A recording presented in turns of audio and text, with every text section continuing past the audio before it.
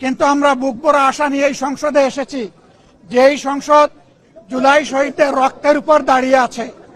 আমরা অনুরোধ করেছিলাম যে এই সংসদে যারা ফ্যাসিস্ট সরকারের দূষর ছিল, যারা খুনের সহযোগী ছিল, তারা কেউ যেন এখানে কোনো বক্তব্য রাখতে না পারে। এই প্রেসিডেন্ট তিনটা কারণে অপরাধী, যার বক্তব্য এই মহান সংসদে আমরা শুনতে পারি না।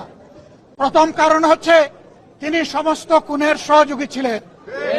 তার আমলে যে খুনগুলো হয়েছে একটা খুনের বিরুদ্ধেও তিনি শাসক গোষ্ঠীর প্রতিবাদ করেন নাই, সেই খুনের তিনি কোনো ব্যবস্থা গ্রহণ করেন নাই।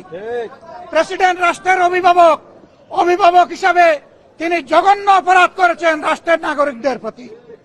দ্বিতীয় কারণ ছিল, আপনারা জানেন, আগস্ট মাসের 5 তারিখ 24 সালে তিনি জাতির উদ্দেশ্যে ভাষণ দিয়েছেন।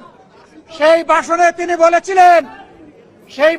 তিনি বলেছিলেন যে ফ্যাসিস্ট প্রধানমন্ত্রী পদত্যাগ করেছেন এবং তিনি তা মঞ্জুর করেছেন। পরবর্তী পর্যায়ে আপনারা দেখেছেন, দুইটা মিডিয়ার সাথে সাক্ষাৎকার দিতে গিয়ে তিনি তা অস্বীকার করেছেন, নতুন গল্প সামনে নিয়ে এসেছেন।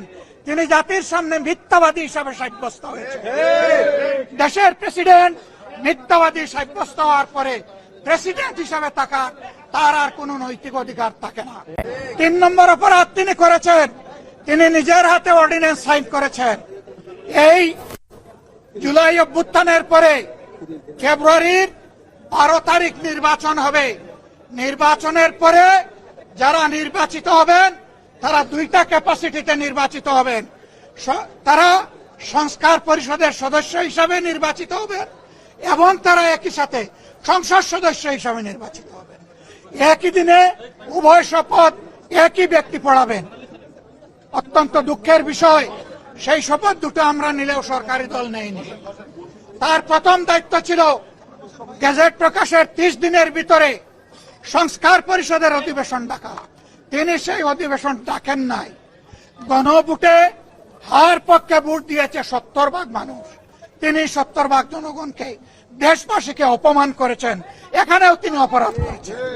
এই 3 অপরাধের কারণে আমরা তার ভাষণ শুনতে চাইনি এবং আমরা সরকারি দলকেও অনুরোধ জানিয়েছিলাম, স্পিকার মহোদয়কে অনুরোধ জানিয়েছিলাম তাকে যেন ভাষণ দিতে দেওয়া না হয়। তারা আমাদের কথা গ্রাহ্য করেন নাই। আমরা সংক্ষুব্ধ হয়ে সংসদ থেকে বের হয়ে এসেছি।